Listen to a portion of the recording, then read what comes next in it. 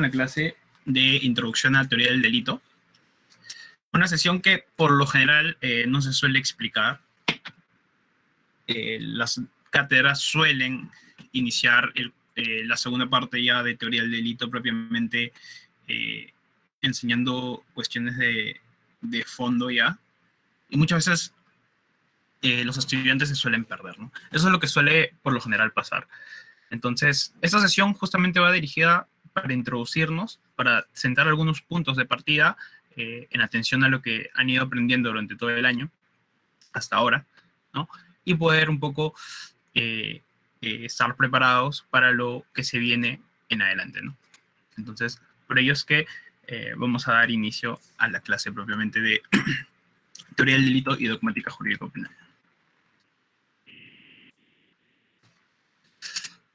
Como bien sabemos, la teoría del delito ha pasado por un proceso de evolución en donde los diferentes sistemas han tratado de dar respuesta al significado del delito.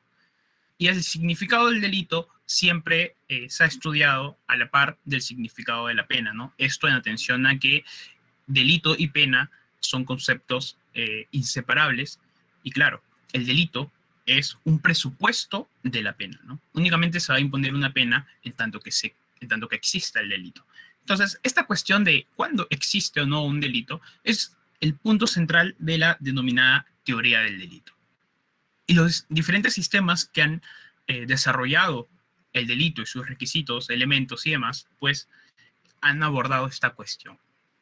Cada uno con sus particularidades y pues evidentemente con sus representantes que, debido al contexto histórico, ¿no?, de su época, lograron formular diversas fórmulas o teorías, o mejor dicho, muchos de ellos, como por ejemplo el de Welsel, sistemas que daban respuesta pues al significado no solo del delito, sino en general pues del derecho penal, ¿no? Entonces, ¿por qué es importante por lo menos hacer hincapié en esta cuestión histórica, ¿no? De un sistema clásico en donde predominaba el sistema básicamente causal, ¿no? La causalidad tenía un punto central, y hasta un sistema final en donde la finalidad era lo determinante, pese a las deficiencias.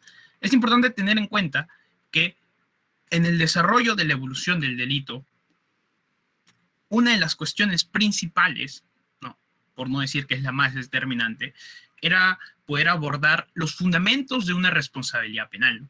Porque el presupuesto de la pena, en tanto que sea el delito, ameritaba pues dar justamente fundamento a la existencia de un delito. Y bajo esa idea, ¿no?, el sistema clásico, en donde había mayor énfasis en centrarnos en el estudio de los hechos empíricos, ¿no?, es decir, su sentido ontológico, lo sensible, lo que se pueda percibir, pues básicamente terminaba enlazando aquellas conductas que se manifestaban en la realidad y que efectivamente pues tenían alguna modificación del mundo exterior. Y no se trata, como hay en ciertos diplomados totalmente falsos, limitaban a la cuestión de decir pues que era una mera conducta activa, ¿no?, un comportamiento activo y ya, ¿no?, sino que por el contrario, el sistema clásico también manejaba criterios materiales, porque esa modificación del mundo exterior tenía un significado jurídico, porque era la lesión de un bien jurídico, en sentido fenomenológico, en sentido empírico, pero tenía un significado jurídico que entraba a valorarse no en el aspecto típico, esto es, en el aspecto puramente formal, oye, esa conducta se subsume a un precepto del Código Penal, sino que también tenía un sentido contrario al ordenamiento en general, ¿no?, en tanto que lesionaba aquellos intereses, ¿no?, que eran determinantes para la sociedad. Y estos intereses, en tanto concepto de bien jurídico clásico, ¿no?, y siguiendo esta lógica de este sistema, pues ponía bastante énfasis, o por lo menos tenía como eje central la idea de que estos intereses determinantes para la sociedad, estos denominados bienes jurídicos, ¿no?, en líneas generales, ¿no?, abriendo paréntesis, ¿no?, el bien jurídico es todo aquello que amerita protección. Entonces ponían énfasis básicamente en estos intereses que estaban, o que mejor dicho, existían antes, ¿no?, de que el ordenamiento jurídico, ¿no?, les otorgara un reconocimiento. Y justamente el ordenamiento jurídico se limitaba a brindarles un reconocimiento legal, pero los intereses existían, tenían un sentido pues suprapositivo. Y claro, no solamente eran conductas activas, porque Leeds y Belling, y entre otros, también habían formulado formas de responder o de fundamentar una responsabilidad por omisión. Uno de los fundamentos de la responsabilidad causal era poder vincular la conducta exterior con el resultado. ¿Cuál es la causa de ese resultado? ¿Cuál es la causa de esa lesión al bien jurídico? Y claro, la causalidad en conductas activas era evidente, ¿no? Aquel que mata con el cuchillo, aquel que mata con la escopeta, aquel que viola a una chica, aquel que roba dinero, ¿no? Son conductas que se ven, que se manifiestan y son conductas evidentemente activas. Pero también había responsabilidades omisivas, porque claro, ¿cómo no va a responder el padre, pues, que omite proteger, alimentar a su hijo y deja que se muera? Era impensable que un padre, sobre todo pues cuando en esta época predominaba el concepto tradicional de familia, ¿no? La familia en un sentido tradicional, muy diferente al significado de familia moderna que hoy por hoy tenemos, en donde se compone pues por la mera integración de padre, hijo, madre, hijo, de forma independiente, o familias muy extensas, o diferentes o infinidades de formas que se puedan comentar la familia hoy por hoy. La familia tradicional, pues básicamente era esta idea de padre, madre e hijos, ¿no? Entonces era impensable, ¿no?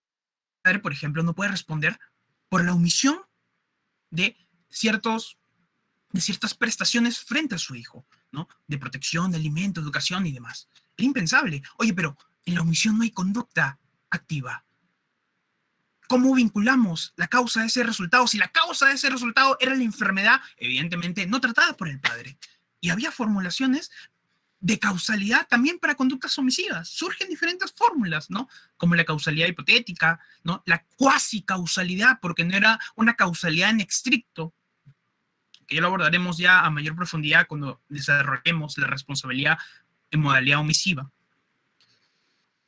Entonces, estas cuestiones rodean todo este paradigma, ¿no? Un paradigma evidentemente tradicional, pero que tuvo su sentido en aquella época. Entonces, el sistema clásico, como bien digo, se centraba, pues, se centraba en el hecho empírico y las vinculaciones de nexos causales, ¿no? El salto a este sistema clásico, a uno final, evidentemente, con su proceso intermedio, como es el sistema neoclásico, que busca suplir los diferentes errores del anterior sistema, ¿no? Introduciendo elementos valorativos y demás, que ya lo hemos abordado, ¿no? Se centraba básicamente, pues, el finalismo, en las conductas ya no meramente causales, ¿no? Belzel decía, pues, que que la causalidad era ciega y la finalidad era vidente, porque lo determinante no eran las conductas causales, porque hay infinidad de conductas causales, y el ordenamiento jurídico, pues, no puede pretender proteger toda conducta que cause la lesión a un bien jurídico, porque en la sociedad se producen infinidad de lesiones a estos bienes y no todas son aquellas que al derecho penal interesa. No todas.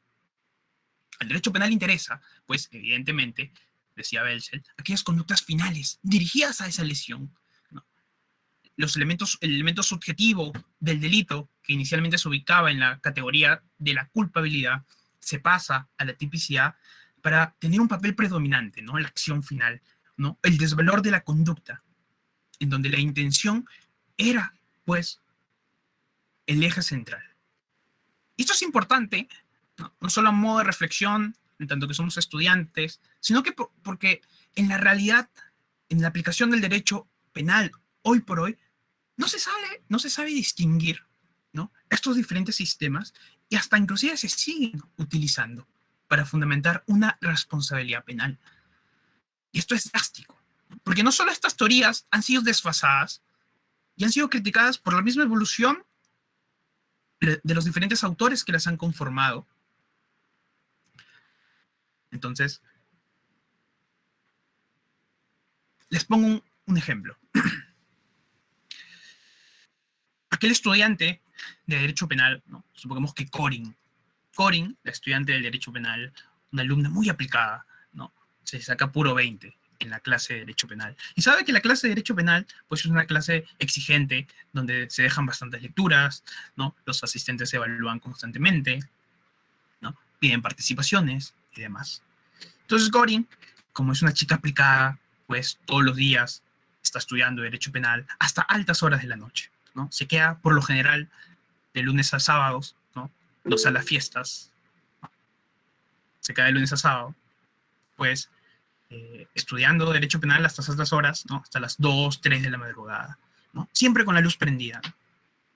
Y la casualidad es que por donde ella vive, pues existe, ¿no? Al costado de su casa, pues como que una entrada, ¿no? Una entrada en donde debería haber iluminación, pero el foco, ¿no? El poste de luz está fallando, ¿no? Entonces las personas que van a entrar, por así decirlo, ¿no? Al barrio donde vive Corin, no tienen que pasar por ahí, por ese pasaje, ¿no? Pero está todo oscuro, ¿no? Pero gracias a que Corin es una chica aplicada y que del lunes a sábado, básicamente, pues está siempre estudiando, ¿no? Su luz, que se ubica en el tercer piso, ¿no? Su cuarto, logra reflejar e iluminar, pues, ese pasaje que por lo general está oscuro y las personas pueden ver y percatarse por el camino. Entonces, supongamos, pues, que un día, ¿no? Se realiza una construcción o se empieza a cavar por esa parte del pasaje, ¿no? Y hay un gran hueco, un hueco muy profundo. Entonces, Corin, un día, pues, que terminó muy cansada, ¿no? Porque tuvo que ir a la universidad, tuvo parciales, estuvo muy cansada, ya a casa tarde, desganada, sin ganas de estudiar, solo quiere dormir. No decide estudiar y quedarse hasta tarde, como general suele hacerlo, ¿no? 2, 3 de la mañana, sino que se acuesta temprano, pues, 9 de la noche. Entonces, pues, apaga su cuarto, ¿no? Apaga la luz de su cuarto y se echa a dormir. De modo que ya no hay iluminación en ese pasaje. Entonces, supongamos, pues, que por ahí está Ronaldo, ¿no? Ronaldo, pues, que no estudia, ¿no? Que se va a fiestas, le gusta tomar, le gusta ir a jugar, se va a arenales, qué sé yo. Llega, pues, ¿no? Llega un poco ebrio, ¿no? Llega un poco ebrio. Y para mala suerte, para su mala suerte, no hay luz. De modo que, al no poder ver, y como no tenía su celular cargado para poder usar su linterna, pues termina cayendo, ¿no? En ese hueco. Entonces, esa situación en donde Ronaldo cae, se lesiona, no muere, se lesiona, ¿no? Se chanca la cabeza, una lesión grave, desangrado en el pozo, nadie lo ayuda, ¿no? Esa situación, para el sistema clásico, ameritaba una responsabilidad penal. ¿Y por qué ameritaba una responsabilidad penal? Porque la causa de ese resultado era, pues, que la luz del cuarto de Corin no esté prendida, sino que por el contrario, esté apagada. La causa de ese resultado fue la falta de luz que permitía iluminar el pasaje. Y si esa conducta de apagar la luz no hubiera sucedido, si la suprimimos mentalmente, si suprimimos mentalmente que Corin apagara la luz y por el contrario la luz estaba prendida, el resultado hubiera estado ahí. No hubiera estado ahí, mejor dicho. Entonces la causa de ese resultado era la conducta de Corin. Y bastaba ello, únicamente eso, para poder establecer una responsabilidad penal, porque lo determinante, nuevamente, era la conducta que causa ese resultado.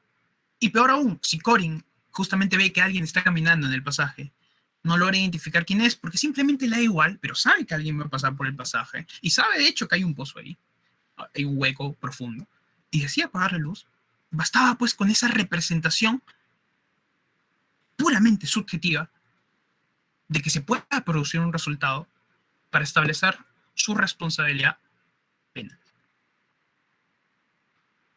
Ahora hacemos una variación, ¿no? Y esto evidentemente pues en la sociedad ahora, en la sociedad moderna, en los tiempos actuales, pues eso en definitiva pues no amerita una responsabilidad penal. El derecho penal pues no interviene ante este tipo de conductas, son irrelevantes simplemente. Pero ahora cambiando el caso, supongamos pues que Corin, ¿no? Esta vez está cansada, ¿no? Igualmente por los parciales y todo lo demás. Pero ve que alguien está pasando. Y no es Ronaldo, ¿ya? Supongamos pues que es el ex de Corin, ¿no? Un ex que le hizo mucho daño, ¿no? Que le engañó, ¿no? Corin es muy rencorosa, aún sufre, cuando lo ve sufre, le trae muchos recuerdos. Entonces, Corin lo ve y pues básicamente recuerda todo ese sufrimiento que ha tenido y pues desea, ¿no? Evidentemente pues que cuando apague la luz se caiga, ¿no? Se termina lesionando. Entonces justamente Corin lo hace con esa intención y apaga su luz y pues su ex termina justamente lesionándose.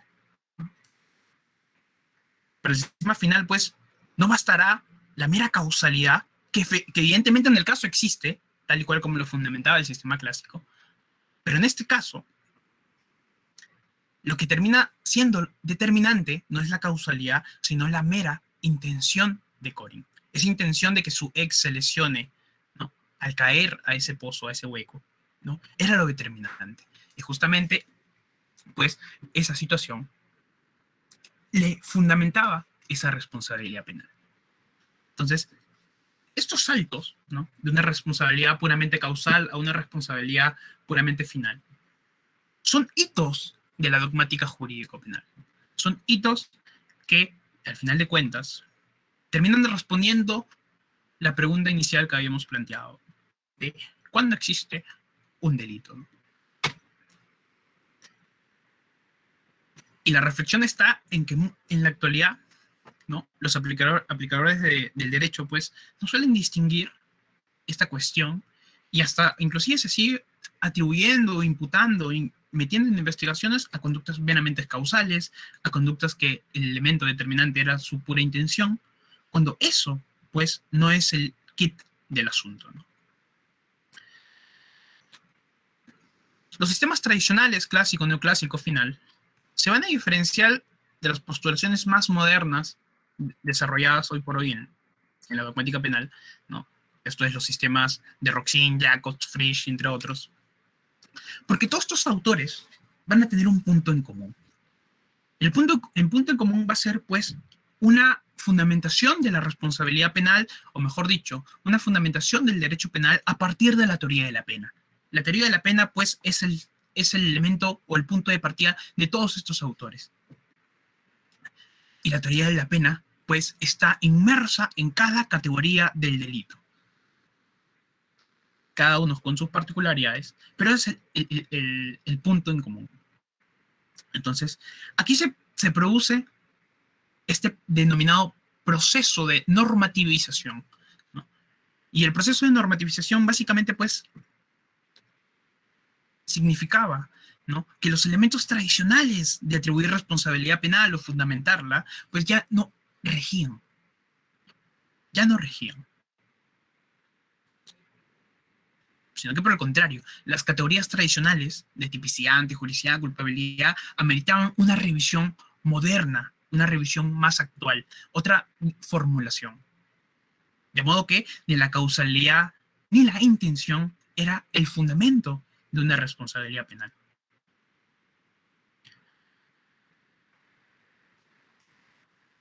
Entonces, esta evolución de la denominada teoría del delito, en todo su desarrollo, por lo menos en la dogmática penal alemana, pues se va a centrar en esta idea, ¿no? Del significado del delito para poder fundamentar una responsabilidad penal. Entonces, por eso, por lo menos es importante hacer esta primera reflexión, ¿no? De la evolución de la teoría del delito. Si ya entrar a particularidades de cada sistema que, como bien ya les repito, ya lo hemos visto. Vamos al siguiente caso. El caso ladrón de gallina. Estos son los hechos probados. El 29 de octubre de 2004, siendo aproximadamente las 3 de la madrugada, una pobladora de la comunidad campesina de Guamalí, perteneciente a la provincia de Jauja, gritó que estaba siendo víctima de un robo. Algunos vecinos corrieron apresuradamente a darle auxilio, logrando detener al ladrón. que se aprestaba a huir llevándose consigo una gallina. Tras ser tomado, el sujeto fue trasladado a puñetazos y puntapiés a la plaza principal del pueblo, a donde llegaron más pobladores hasta alcanzar un número aproximado de 150 personas. El ladrón fue colgado por la turba enardecida en los mástiles que sirven para izar el pabellón nacional. Allí fue bañado en una manguera con agua fría y golpeado violentamente con palos y piedras que provocaron su muerte. La actuación de los pobladores estuvo condicionada de alguna manera por los constantes hurtos de sus ganados y pertenencias de que eran víctimas, unido a la deficiencia de las autoridades policiales en la investigación de los hechos violentos sucedidos en otras oportunidades.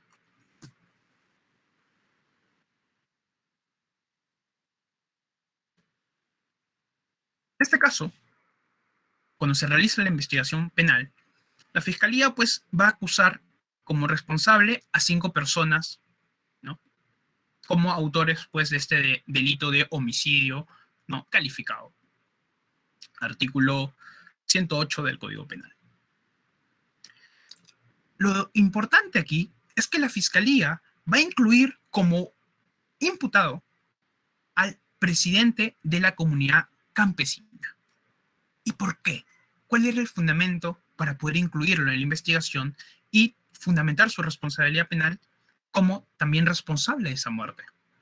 El fundamento pues era de que el presidente de la comunidad, en su calidad de autoridad, tenía el deber jurídico de impedir que la turba enardecida torturara al agraviado. Pese a ello, no hizo nada para impedirlo.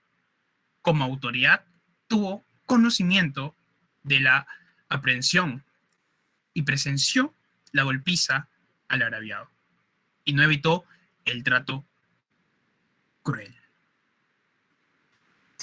Entonces, bien, yo les pregunto,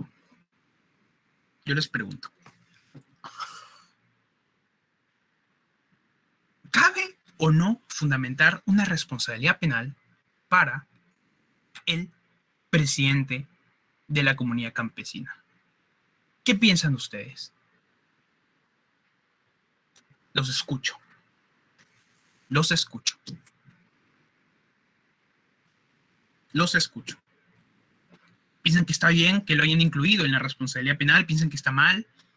¿Piensan que debió excluírsele completamente? ¿Qué piensan? ¿Participaciones?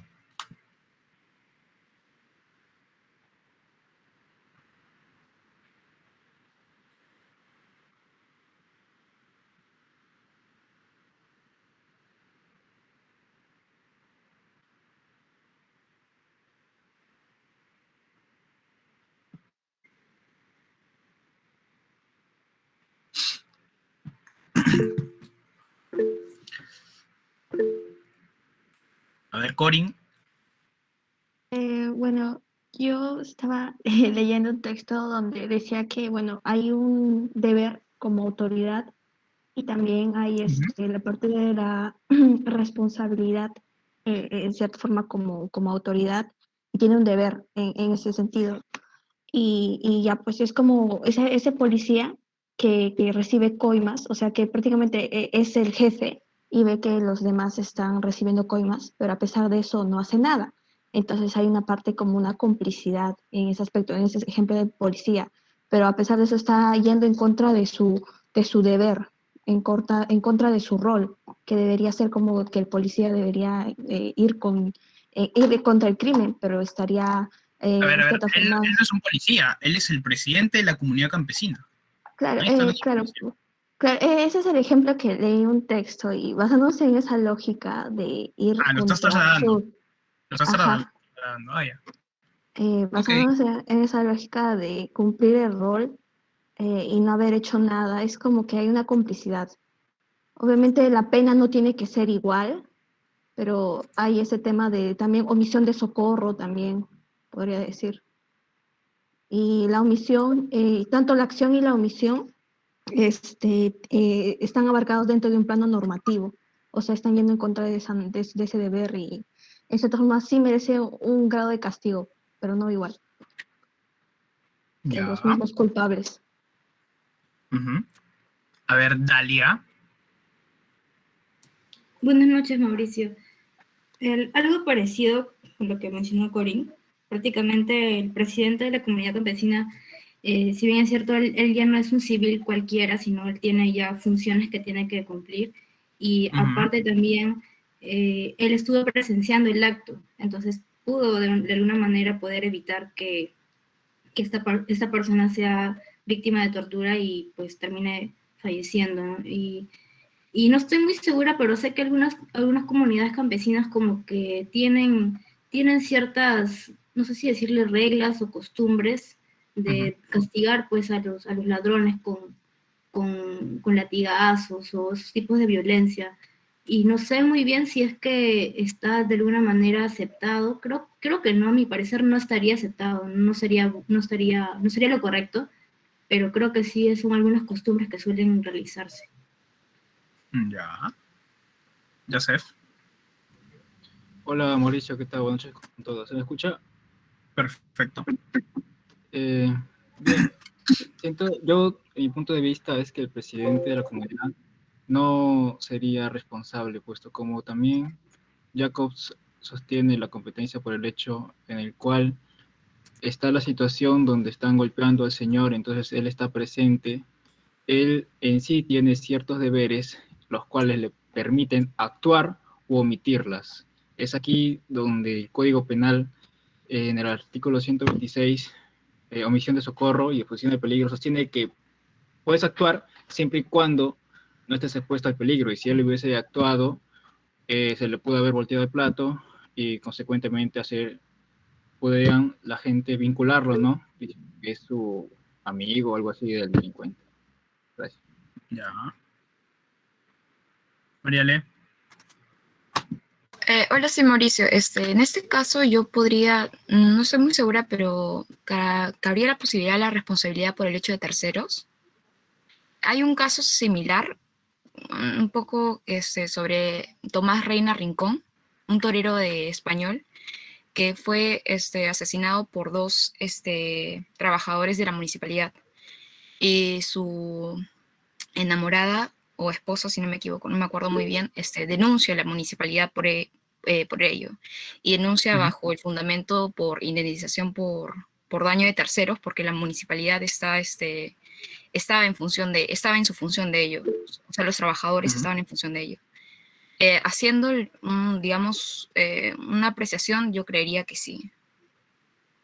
sí habría por responsabilidad de terceros y también porque tenía la función, estaba en plena función. Nada más. Ya, ok. Bien, interesantes todas las posiciones que he escuchado, o los intentos de poder establecer justamente esa fundamentación de la responsabilidad penal del presidente de esta comunidad.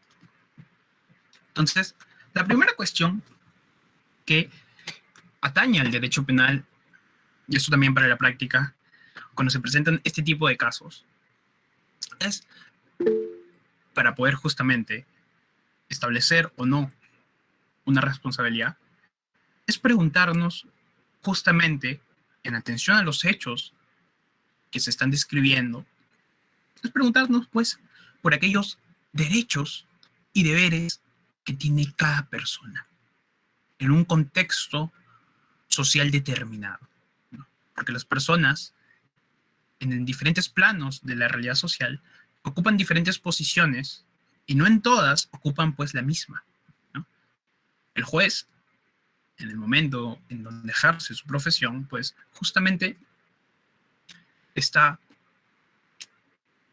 ejerciendo el rol de juez y tiene ciertos derechos y deberes en atención a esta posición especial que la distingue del ciudadano general, que pues únicamente tiene deberes frente a los otros, ¿no? De simplemente pues no lesionar su libertad, ¿no?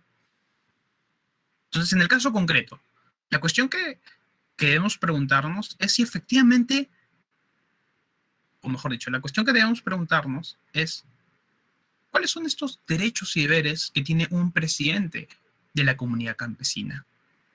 Para, en segundo lugar, ¿no?, tener claro si efectivamente existía un deber jurídico de impedir justamente que una turba enardecida lesione, mate, viole, etcétera, a un pues presunto ladrón.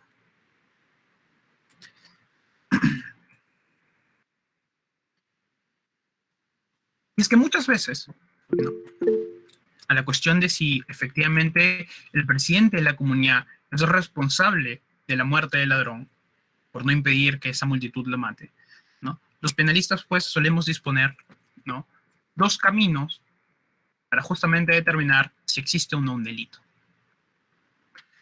El común de las personas, aquellos que por ejemplo no estudian derecho, o por lo menos no les interesa la rama del derecho penal, si es que estudian, ¿no?, suelen recurrir a un pensamiento puramente intuitivo. Es decir, tienen un concepto intuitivo del delito, en donde lo que termina determinando la responsabilidad penal, o mejor dicho, el fundamento de la responsabilidad penal, es una pura intuición, ¿no?, porque básicamente se basan en el sentido común de las cosas, ¿no?, en una lógica generada por una íntima convicción judicial respecto al hecho. Es decir, básicamente lo que creen, ¿no? Entonces, aquí, básicamente, pues, no opera la razón, sino puramente la intuición, el sentido supuestamente racional que una persona considere, en este caso el juez, ¿no?, principalmente.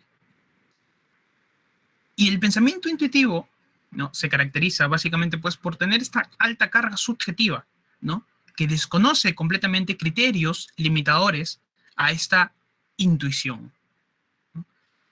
Y en ese sentido, en la aplicación y solución de casos en base a un pensamiento puramente intuitivo, pues los casos se terminan resolviendo en base a esta pura intuición. Y se trata pues de una decisión judicial no debidamente motivada o fundamentada, sino se trata pues de una mera suposición y el sentimiento jurídico pues de haber acreditado la existencia de un delito. Entonces nosotros, como estudiantes de Derecho Penal, y sobre todo aquellos que se quieren dedicar a la rama, pues no podemos mantener un pensamiento puramente intuitivo. No podemos decir que el presidente, por ejemplo, de la comunidad responde por el simple hecho de ser un presidente de la comunidad. Sino que, por el contrario, si es que el presidente de la comunidad tiene ese deber de impedir ese resultado, eso se debe fundamentar y no por el contrario, presuponer. Sí. El deber, en el caso concreto, que supuestamente se ha quebrantado, es básicamente pues, un deber que se fundamenta en esta condición especial de autoridad. Básicamente, pues, esta condición especial de autoridad, es decir, ser presidente de la comunidad campesina, termina fundamentándote cualquier cosa, ¿no?, si es que lo ponemos así. Entonces, esa condición especial de autoridad lo fundamenta el deber de proteger y la obligación de evitar la muerte de ese agraviado o la producción de esos resultados. Entonces, en este caso, los jueces razonaron guiados por una mera intuición, básicamente, en la base de este pensamiento intuitivo, en sus puras representaciones o en la creencia de que el hecho de ser presidente de la comunidad le obliga justamente a ese presidente a tener que evitar ese resultado. Nunca fundamentaron el deber que el presidente de la comunidad tenía, sino que por el contrario lo presuponen. Entonces, esta forma de operar, que no es ajena a la realidad, ¿no? No es ajena a la realidad, sino que por el contrario lo van a ver de forma constante cuando lean resoluciones, cuando lean jurisprudencia, o es más, cuando ya practiquen, ¿no?, o ejerzan la rama. Van a ver pues que muchas de estas cuestiones predominan hoy por hoy en día. Se trabaja con un pensamiento puramente intuitivo y se termina pues fundamentando responsabilidad de forma arbitraria, en donde la razón tiene un papel secundario y lo realmente atractivo pues es la mera persuasión. Y esto es peligroso, ¿no?, porque en tanto que nos mantengamos en un pensamiento puramente intuitivo, pues la intuición puramente subjetiva, repito, no va a tener límites. Porque los únicos límites, en todo caso, pues te los pondrías tú mismo. Por ello es que no hay reglas metodológicas que brinden realmente una garantía de una comprobación ordenada y segura, pues de la existencia, esto es, de las categorías que fundamentan un delito. En ese sentido, y para concluir, el pensamiento intuitivo opera de modo opuesto al principio de culpabilidad, ¿no? Una culpabilidad que te exige fundamentar una responsabilidad personal por aquello que has hecho y la prueba justamente de la realización de esa conducta aparentemente delictiva. En contraposición con el pensamiento intuitivo está pues el pensamiento sistemático, en donde lo determinante para una valoración judicial es regirnos por un sistema de reglas o un orden metodológico de comprobación de los elementos que configuran la existencia de un delito. Entonces, el pensamiento sistemático evidentemente se opone al pensamiento intuitivo, porque aquí la fundamentación de la responsabilidad penal es siempre conforme a derecho, segura e igualitaria, porque se trata de establecer criterios objetivos para poder establecer una responsabilidad penal. Este sistema de reglas, este sistema de reglas, este sistema de criterios para poder fundamentar una responsabilidad penal lo ofrece pues la ciencia del derecho, en donde establece pues que el delito es una conducta típica, antijurídica y culpable, de modo que la relevancia penal no puede nunca, jamás presuponerse, no puede presuponerse que la conducta es típica, o que es antijurídica o que es culpable, sino que por el contrario, cada elemento del delito debe corroborarse y valorarse. En un pensamiento sistemático, el significado jurídico penal de una conducta se construye mediante un procedimiento mental, pues, de adscripción de sentido, esto es, de atribución de un sentido relevante para el derecho penal en atención a estos niveles de comprobación de su existencia. ¿Cómo hubiera operado o cómo se hubiera solucionado el caso, no rigiéndonos en un pensamiento puramente intuitivo, sino que por el contrario, en un pensamiento sistemático? A la cuestión de si el presidente de la comunidad es garante, o mejor dicho, tenía el deber de impedir ese resultado. Para responder a esta cuestión, debíamos, pues, en primer lugar, fundamentar si su conducta era típica. ¿Existe una conducta típica del presidente de la comunidad? ¿Esto es una conducta contraria a su deber? Entonces la respuesta es que no. Evidentemente, en este recurso de nulidad que se hace tras la emisión de la primera sentencia, ¿no?, se sostiene. En el caso del presidente de la comunidad, este tiene sus deberes reglamentados justamente en este reglamento interno de la comunidad campesina, con funciones tasadas, por lo que es necesario su remisión a ellas, del cual nos advierte el deber jurídico, por lo menos jurídico penal, que lo obligue a evitar el resultado de muerte, pues sus atribuciones son de naturaleza puramente administrativa. Al no ser atribuida al procesado la conducta positiva de evitar el resultado o de neutralizar el peligro, no es posible fundamentar el delito de homicidio calificado en modalidad omisiva, por lo que se impone la absolución de los cargos. ¿Por qué? Porque el punto de partida para poder establecer o no una conducta relevante para el derecho penal es tener que valorar la conducta del sujeto infractor.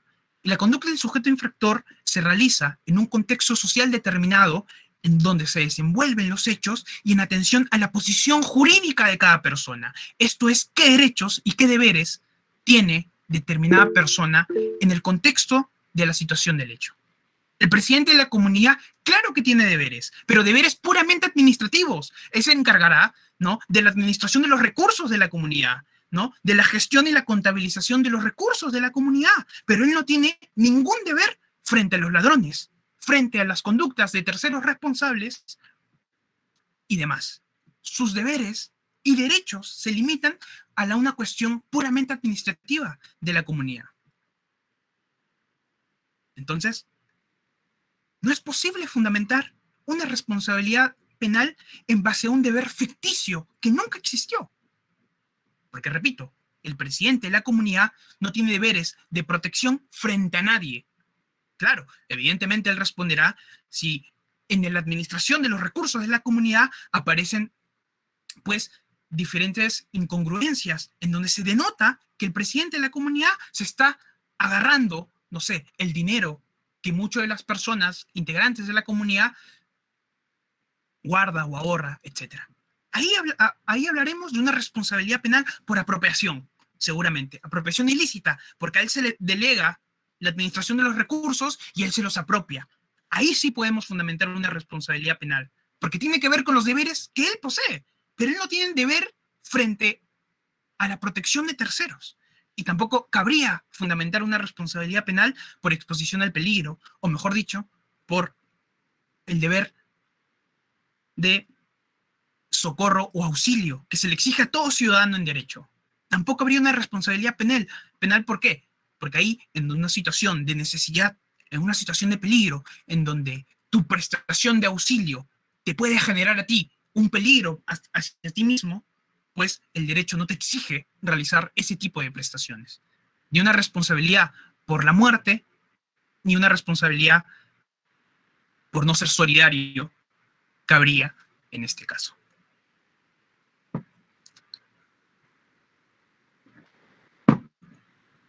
¿Preguntas?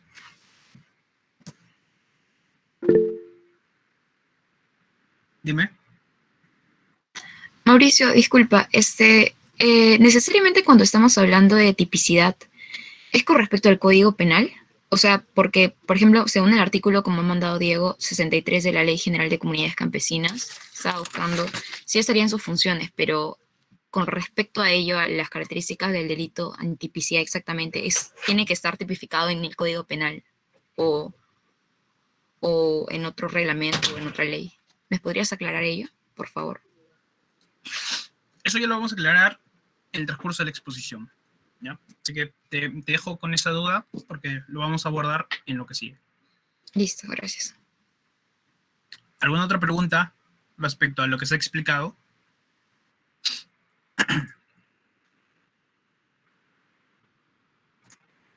Bien. Fundamentos. Entonces, el artículo 11 de nuestro Código Penal señala que son delitos y faltas las acciones u omisiones dolosas y culposas penadas por la ley, ¿no? Entonces, podemos hablar de delito, pues, en aquellas conductas, ya sea activas o omisivas, con un componente subjetivo, como lo es el dolo, o la imprudencia o culpa, que son relevantes o elementos relevantes para el derecho penal. De esta definición puramente formal, una definición legal del delito, que en primer lugar es imprecisa y que en segundo lugar pues no explica en ninguna de su descripción la razón de la incriminación o de la fundamentación de la responsabilidad penal de cada conducta, sino que por el contrario, esta definición legal se limita a describir las conductas activas, omisivas, dolosas o culposas. De esta definición legal pues simplemente no se puede abstraer nada, no se puede deducir absolutamente nada. Es por ello que la teoría del delito no se rige bajo un concepto legal del delito. Si tú buscas en tu Código Penal cuál es la conducta típica, antijurídica y culpable, no la vas a encontrar, porque en ningún lugar del Código Penal hacen referencia a estas categorías que son construcciones puramente dogmáticas que la ofrece la ciencia del derecho. Por el contrario, la teoría del delito, y en ese sentido, la dogmática jurídico-penal, se encarga de, frente a este concepto legal del delito, brindar o configurar una definición material del delito, que está necesariamente vinculada con la función de la pena. Este concepto material del delito brinda justamente ese contenido que no existe en esta definición legal. De modo que el concepto material o la definición legal permite entender la esencia del delito y la razón de su incriminación. Y en ese sentido, pues se podrá imponer, ¿no?, ya de forma legítima, una pena. Entonces, a secas, la teoría del delito se encarga de determinar cuándo existe una conducta concreta que configura un delito. Y, frente a esta cuestión de determinar la conducta delictiva, si existe o no, podremos hablar pues de la imposición de una pena al responsable de esa conducta delictiva. Y es la dogmática penal, la ciencia, la cual ofrece estos criterios de atribución de la responsabilidad penal, aquella que ofrece este contenido material a diferentes preceptos del Código Penal para que puedan ser aplicados a los diferentes casos que se puedan presentar. Por ello, como bien dice Silva Sánchez, la dogmática penal pues es la ciencia cuyo método es la comprensión y determinación del contenido del delito, y que evidentemente se basa y se estructura en un pensamiento sistemático y no intuitivo.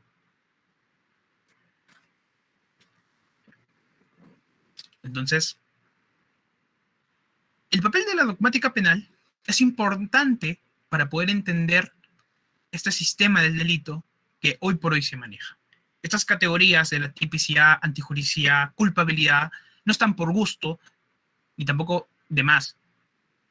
Y mucho menos están en un orden al azar, ¿no? En donde yo analizo lo que a mí se me da la gana, ¿no? Primero analizo la culpabilidad, luego la antijuricidad y luego la tipicidad. No. Por el contrario, estas tres categorías, tipicidad, antijuricidad y culpabilidad, son los elementos o este ente o base de conceptos que va a constituir un delito, pero que tiene pues niveles estratificados de análisis, ¿no? ¿Esto qué quiere decir? Que primero se analiza una conducta típica, luego una conducta típica y antijurídica, y finalmente una conducta típica, antijurídica y culpable. Estas tres categorías conforman el sistema tripartito del delito, en donde cada categoría presupone la anterior. Esto es, una conducta culpable implica que sea una conducta típica y antijurídica. Y una conducta antijurídica implica que previamente se haya determinado su tipicidad. Cada categoría presupone la anterior y no podemos saltarnos este paso lógico y determinado, ¿no? Que brinda seguridad al momento de analizar si existe o no un delito.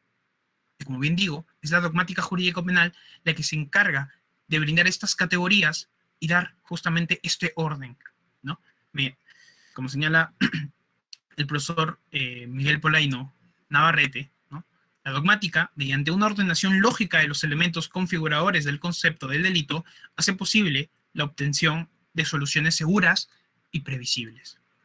Entonces, si nos preguntamos, ¿qué es la dogmática jurídico-penal? Pues la dogmática penal es lo propio de un pensamiento sistemático. De modo que ser dogmática es valorar, interpretar, argumentar y decidir la solución de un caso siguiendo un orden lógico preestablecido. Así se brinda mayor seguridad y se podrá imponer una pena no de forma arbitraria, sino de forma legítima, bien fundamentada, una vez establecido la conducta relevante para el derecho penal. Esto es, la conducta típica, antijurídica y culpable. Entonces, el fin esencial de la dogmática jurídico-penal es básicamente pues hacer seguro para el individuo la aplicación del ordenamiento jurídico en un Estado de Derecho, de modo que no reina la arbitrariedad, ni la intuición, ni la persuasión, sino que aquí importa la fundamentación racional de la existencia y no de un delito. Entonces, allá en el año 1960, 50, se discutía si la dogmática penal tenía algún papel importante. Algunos establecían pues que evidentemente la dogmática penal no servía para nada, ¿no? Son puras formulaciones abstractas, cada autor tiene diferentes posiciones, ¿no?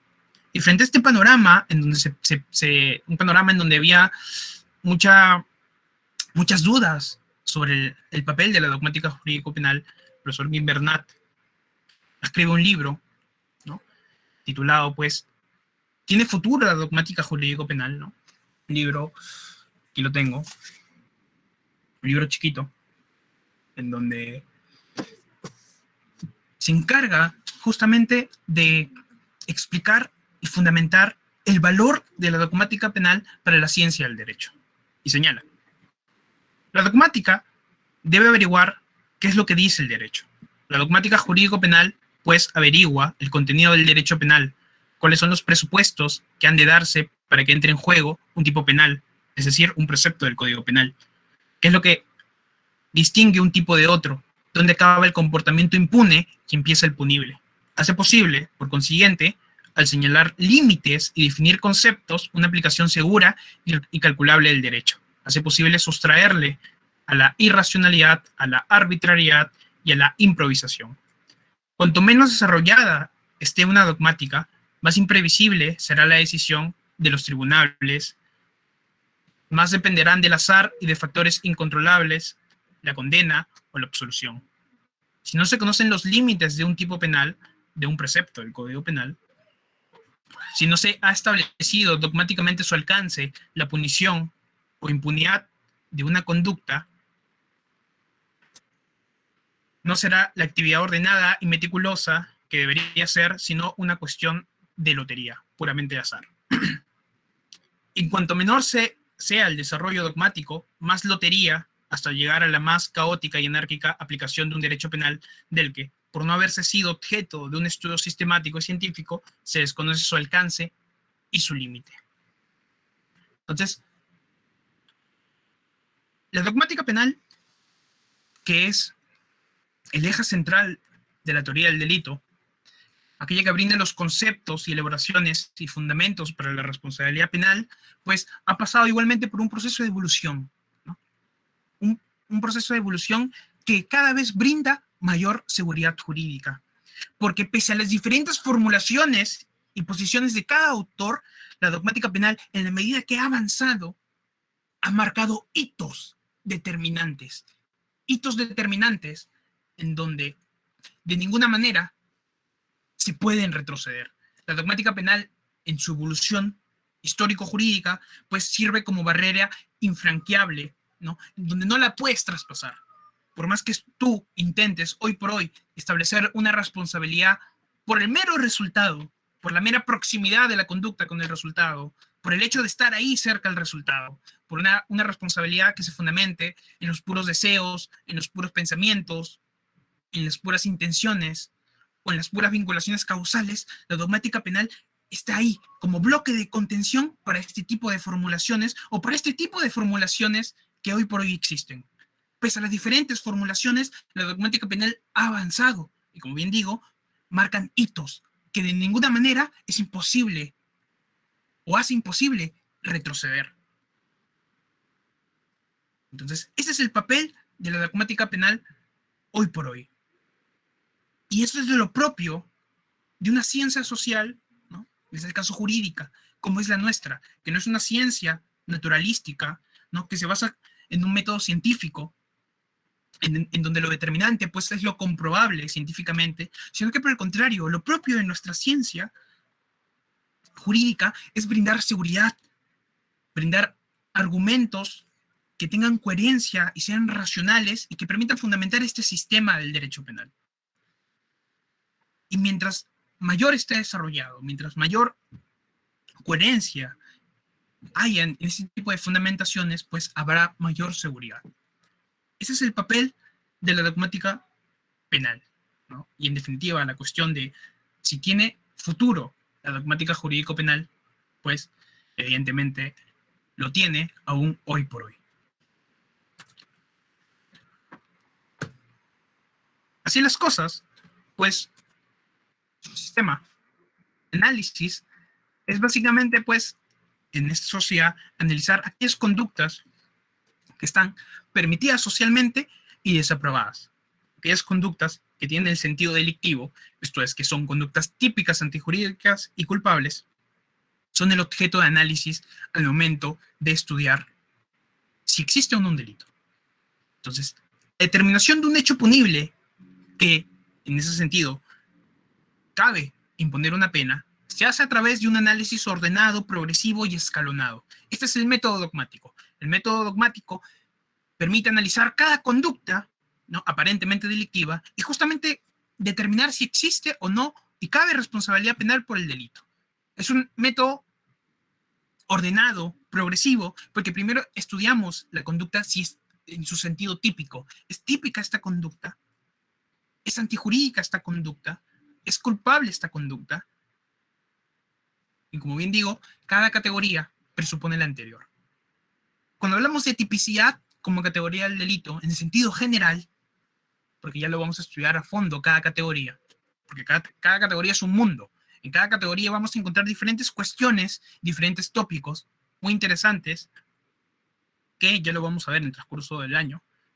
Pero en líneas generales, la conducta típica, o la tipicidad, se encarga básicamente pues, de determinar si una conducta es subsumible, ¿no? O si se adecua a un precepto del Código Penal, ¿no? Este precepto del Código Penal es el tipo. La tipicidad es la categoría. El tipo es el precepto del Código Penal. Oye, esa conducta de agarrar un cuchillo y cortarle el cuello y dejar que se desangre hasta morir, ¿es una conducta que se subsume a algún precepto del Código Penal? Agarras tu Código Penal y buscas homicidio simple. Ah, sí, es una conducta típica, porque esa conducta está regulada en un precepto y la podemos subsumir. Luego pasamos a un siguiente estadio de análisis y nos pasamos a analizar, ¿es antijurídica esta conducta? Y de lo que se trata en la antijuricidad es de verificar que la conducta pues reúne el significado de contrariedad al ordenamiento jurídico. Y esto se hace en un sentido negativo. Esto es, ¿existirá alguna causa de justificación que exima la responsabilidad penal?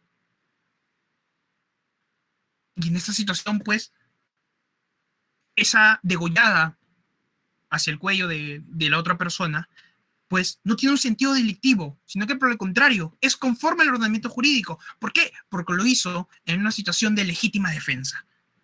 Entonces la conducta es típica, pero no antijurídica, y por el contrario, y mejor dicho, en consecuencia, no hay delito.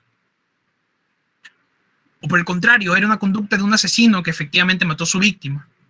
Entonces la conducta es típica, antijurídica, será culpable, y en la culpabilidad, en tanto categoría, se encarga pues de imputar la responsabilidad en un sentido personal. En tanto que sea una persona que pudo y debió abstenerse a realizar esa conducta delictiva. Nos podemos analizar en la culpabilidad si es una conducta, si el que realizó esa conducta pues era una persona imputable, esto es, era un niño el que degolló, era un enfermo mental el que degolló, o era una persona autorresponsable, capaz de comprender el sentido y el significado de su conducta. Ante las primeras respuestas, esto es, si era un niño o era un enfermo mental, no habrá responsabilidad penal alguna. La conducta es típica antijurídica, pero no culpable. Pero si es una persona consciente de lo que ha hecho, una persona imputable, entonces cabrá una responsabilidad penal. Oye, el presidente de la comunidad realiza una conducta típica, jurídica y culpable en atención al análisis de la omisión del deber de socorrer, este deber de socorrer a otro en esa situación de peligro para la vida de ese sujeto. ¿Cabe fundamentar una responsabilidad penal? ¿Es una conducta típica? Sí, porque no auxilió. ¿Es antijurídica? No hay una causa de justificación que permita eximir la responsabilidad penal en ese caso, porque debió ayudarlo, porque debió actuar en solidaridad con el otro. ¿Será una conducta culpable? Esto, en otras palabras, significa, ¿le era exigible en la situación concreta? ¿Le era exigible ayudarlo? De ninguna manera. El ordenamiento jurídico no le exige una conducta que, en definitiva, pondrá en peligro su propia existencia, su propia personalidad. Es una conducta típica antijurídica, pero no culpable. Ese es el orden de análisis que debemos realizar y este es el punto de partida, ¿no? Como estudiantes de Derecho, para poder establecer la existencia o no de un delito. Como dice el profesor Jacobs, ¿no?, citado por su discípulo Caro Young, este sistema tripartito del concepto de delito no tiene apego alguno a la legislación determinada, porque su lugar pertenece a la ciencia del derecho, capaz de soportar y sobrevivir a los cambios de la legislación, dotada de una fuerza que pone en relación el derecho con el espíritu de su tiempo y ordena, pero al mismo tiempo le reconoce o le desconoce legitimidad a tal derecho penal a partir de ese espíritu.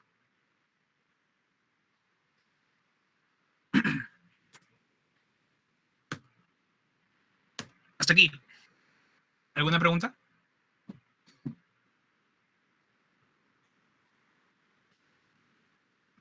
¿Todo claro?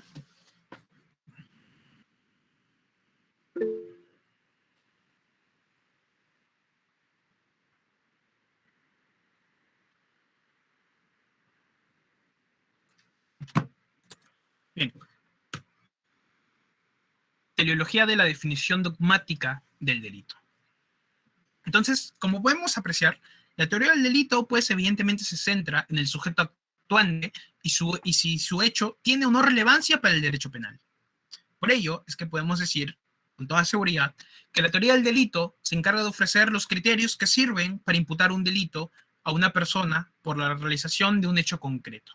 El significado central de la teoría del delito, el concepto más importante de la teoría del delito, y que lo vamos a desarrollar con profundidad en el desarrollo del curso, es el concepto pues de imputación.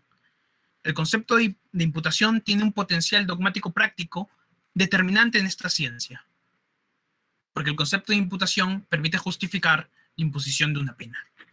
Ello, en atención a la función del derecho penal, esto es, en otras palabras, de la función de la pena, y en atención a estos criterios normativos de la imputación penal o de la atribución de la responsabilidad penal, que se basan, pues, en la norma penal.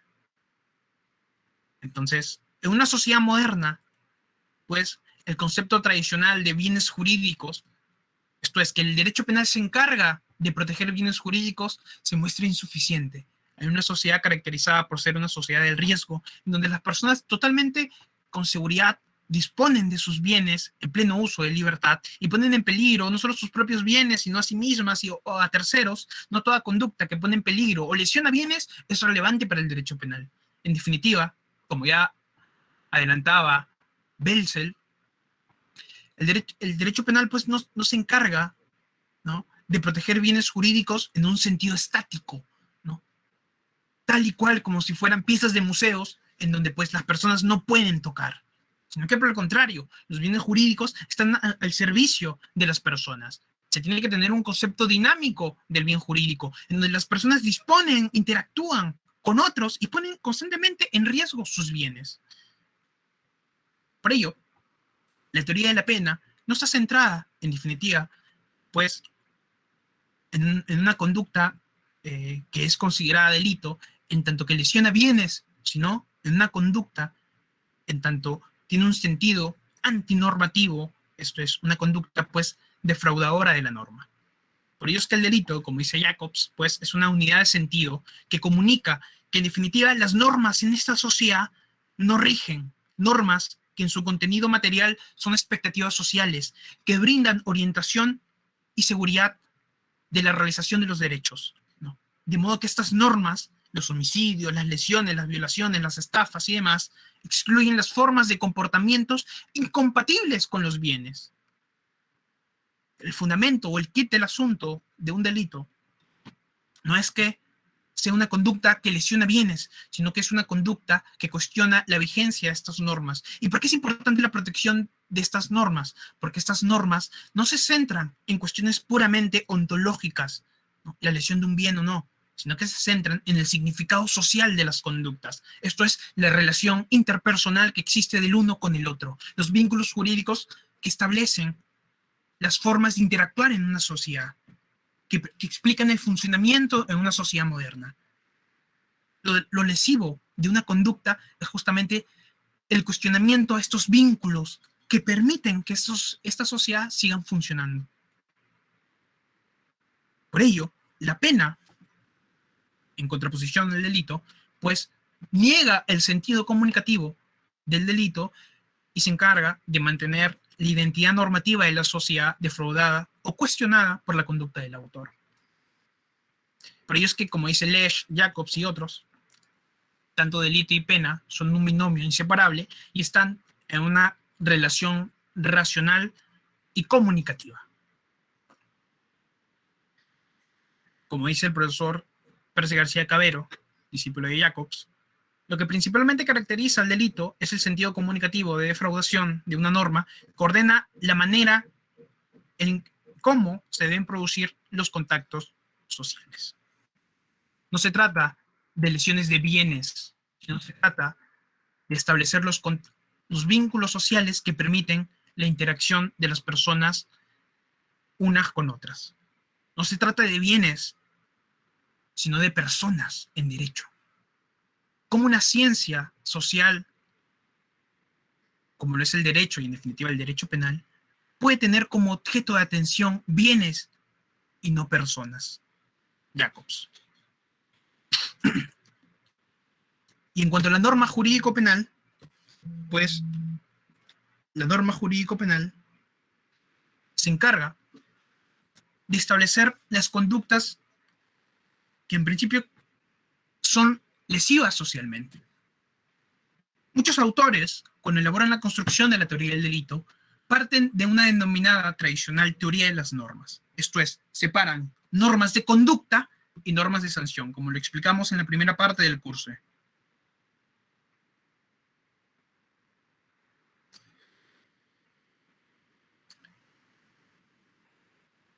La dogmática tradicional se centra bastante en las normas de conducta, esto es, consideran que las normas de conducta son imperativos dirigidos a las personas y que por el contrario ellos deben obedecer, ¿no?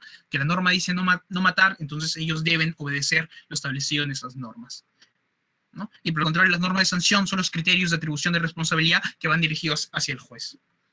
Hay elaboraciones de las normas, yo lo estoy diciendo de forma muy superflua, hay elaboraciones de las normas, principalmente Binding, el primero que lo hace. Hay elaboraciones de las normas mucho más complejas, ¿no? La teoría de las normas del profesor Mirpuch, Kaufman, la de Silva Sánchez, la de Mañalich, entre otros autores más contemporáneos y demás. El funcionalismo, o mejor dicho, el normativismo jurídico-penal, entiende la norma no en esta distinción de conducta o sanción, sino que entiende la norma principalmente en su sentido social. La norma tiene pues la función de institucionalizar expectativas sociales, porque el contenido de estos preceptos del Código Penal es el reflejo de la sociedad moderna. Que hoy por hoy exista un delito criminalizado que criminaliza pues las conductas de matar, robar, hurtar y demás, son el reflejo de cómo esta sociedad se entiende, cómo se percibe, en una sociedad que en definitiva no tolera el irrespeto de la propiedad del otro. Que se lesionen las propiedades, que se atenten contra la libertad, son el reflejo de esta sociedad. Por ello es que las normas, en su contenido social, en su contenido material, institucionalizan estas expectativas sociales que en definitiva permiten la orientación de las personas y su interacción, unas con otras. Y ahí va justamente la segunda cuestión de la norma penal. La norma penal posibilita la orientación de contactos sociales, posibilita que las personas puedan realizar sus derechos. El derecho sirve, pues, para ser realizado, para ser disfrutable, para ser usable.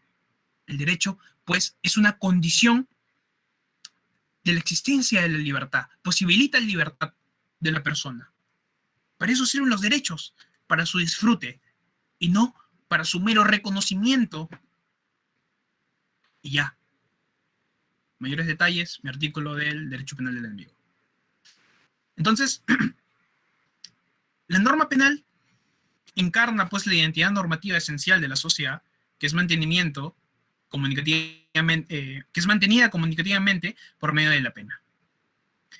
Si queremos seguir esta distinción de normas de conducta y sanción, que en lo personal yo no sigo, en todo caso lo determinante es siempre la norma de sanción, norma de conducta. ¿Por qué? Porque de lo que se trata es de establecer los criterios que permiten restablecer la vigencia de las normas que han sido cuestionadas o defraudadas por el autor. El eje central es la norma de sanción y no la norma de conducta. Pese a ello, esta distinción, que la comparte el profesor Percy en su manual de Derecho Penal, porque también es parte de la escuela de Silva, a mí no me termina por convencer, en tanto que, como digo, el contenido esencial de las normas es siempre su aspecto social. Es el aspecto social el fundante y no el aspecto individual, ni mucho menos esta distinción de establecer imperativos a las personas o no. Pero en fin. Pero algo cierto es verdad en esta distinción, y es que, en definitiva, pues la norma penal se debe centrar en los criterios de restablecimiento de la vigencia de las normas, estos en los criterios de atribución de responsabilidad penal. La teoría del delito se pregunta, ¿cuáles son los elementos que determinan el delito? Y en segundo lugar, ¿cómo imputarlos? ¿Cómo fundamentar una responsabilidad penal? Esto es, en definitiva, el sistema de imputación penal. La teoría del delito es nada más y nada menos que una teoría de la responsabilidad penal. Y como dice Jacobs, ¿no? El sistema de la imputación penal es objeto de las reglas de imputación que buscan comprobar cuándo un hecho ha de ser considerado una infracción de la norma de una persona a la que le compete una exteriorización pública como es la pena. La teoría del delito es, como bien digo, una teoría de la imputación penal, una teoría de la responsabilidad penal, yendo más allá de estas definiciones un poco clásicas de entender el delito en un sistema tripartito de categorías por categorías. La teoría del delito pues se encarga de establecer o fundamentar una responsabilidad penal. Y por ello es que establece estos criterios de ordenación sistemáticos de estas reglas que imponen la pena para, en tanto que el fundamento es siempre el sentido delictivo del autor, que amerita ser negado y restablecer aquello que ha sido cuestionado, que es la norma. Entonces, la teoría de la pena, que cada uno maneja o sostenga, tiene repercusiones en la teoría de la imputación. Mayores detalles, Lesch, mayores detalles, Sánchez Hostiz, Pérez del Valle, entre otros. La teoría de la pena que tú sostengas tiene repercusiones en una teoría, en la teoría de la imputación penal.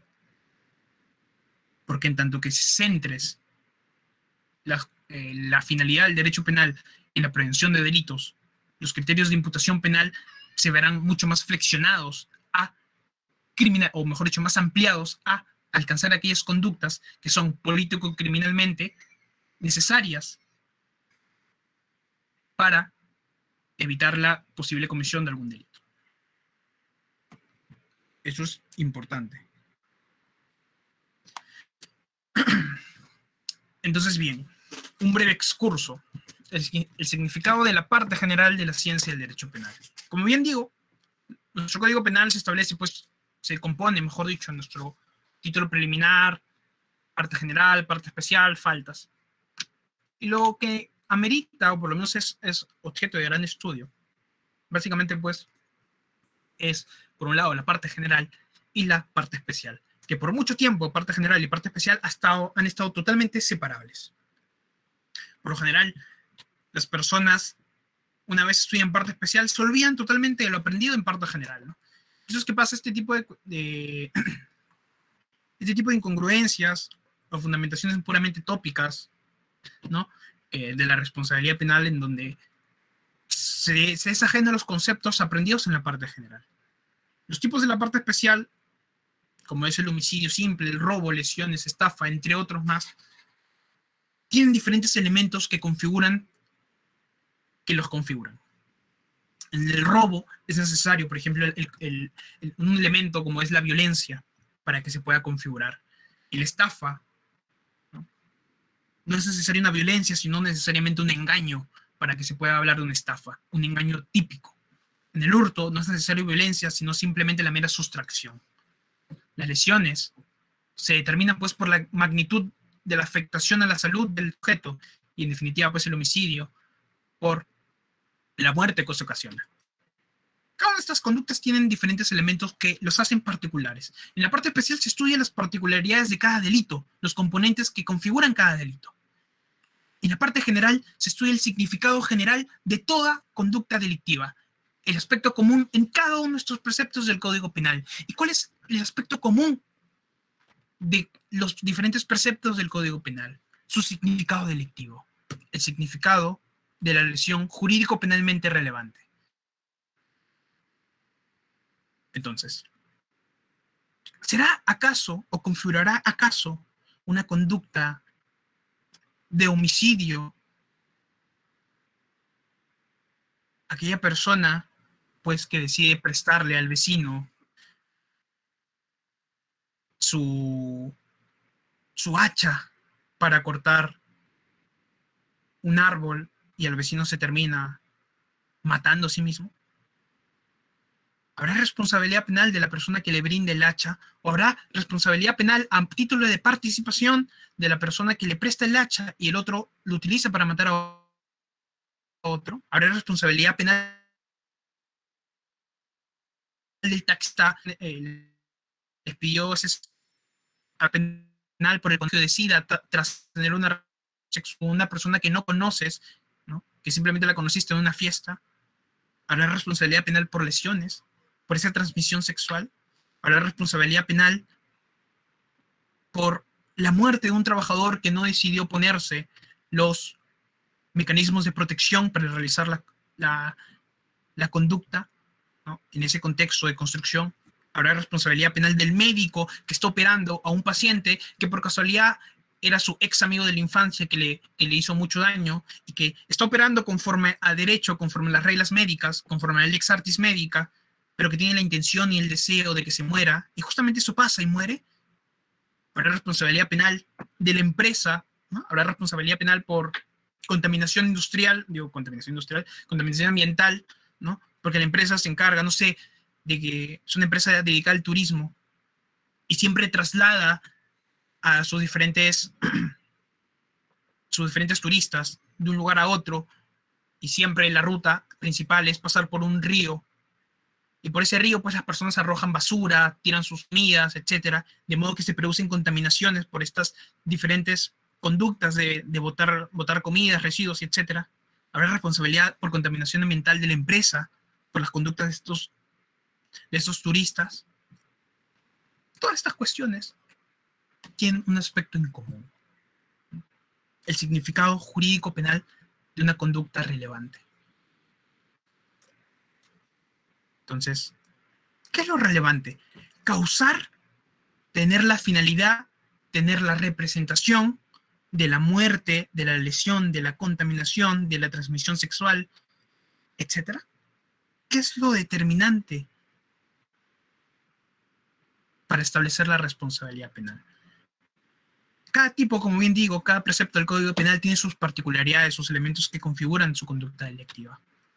Pero en la parte general nos encargamos de estudiar del significado general de toda conducta defraudadora del derecho, toda conducta que cuestiona la norma. Ese es el significado. Ese es el significado que amerita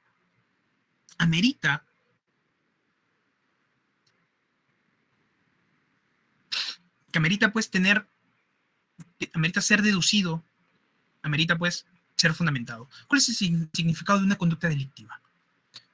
La causación de la muerte. Causaste la muerte porque le prestaste el hacha y él se mató.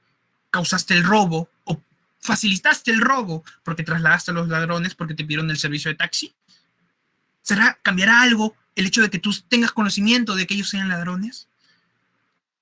¿Será responsabilidad del que tenía la enfermedad sexual por no avisarle a su víctima, a la pareja con la que se estaba acostando, de que tenía SIDA? ¿Será culpa del gerente de la empresa la muerte de ese trabajador que no quiso ponerse los mecanismos de protección, las medidas de protección, pese a que sabía que no se las iba a poner, y dejarle trabajar? ¿Habrá responsabilidad de ese médico que tenía la intención de que esa paciente muera, pero que en definitiva operó conforme a derecho y conforme a las reglas médicas, y que por una cuestión de causalidad, una cuestión puramente del azar, se produce una muerte? ¿Habrá responsabilidad de esa empresa? Caso real, caso real, por esa contaminación ambiental que realizaban los turistas. ¿Qué es lo determinante? La causación, la finalidad, la representación. Entonces, esta cuestión, en definitiva, la cuestión del significado relevante de una conducta, del sentido delictivo, como dice Jacobs, de una conducta realmente relevante, se encarga, pues, la parte general. La parte general se encarga de dar respuesta al significado de una conducta lesiva, de una conducta socialmente dañosa, el significado general. Y ya en la parte especial se analizará cada conducta en su particularidad, porque cada tipo es distinto, cada tipo tiene elementos configuradores diferentes. La parte general se encarga, como bien digo, de brindar ese sentido, ese significado de una lesión jurídico penalmente relevante. En definitiva, no es ni la causalidad, ni la intención, ni la representación. Por ello, la teoría del delito ofrece criterios objetivos para establecer una responsabilidad penal, no basándose ni en la mera intuición, ni en la subjetividad, ni en la finalidad, ni en la causalidad, entre otros. Ese es el papel de una teoría del delito conforme a las necesidades de la época actual. De modo que aquel fiscal que pretenda pues imputar al taxista como partícipe de ese robo, tendrá pues que dar respuesta al significado de la conducta lesiva. Y la respuesta en definitiva pues no puede ser porque causó o facilitó el robo, porque eso no es algo que el derecho penal le interese, porque conductas que facilitan el robo hay muchas. Porque también facilita el robo, ¿no?, aquella persona que le vende la ropa. También facilita el robo aquella persona que le vendió las herramientas, ¿no?, destornilladores, qué sé yo, cuchillos de cocina, qué sé yo.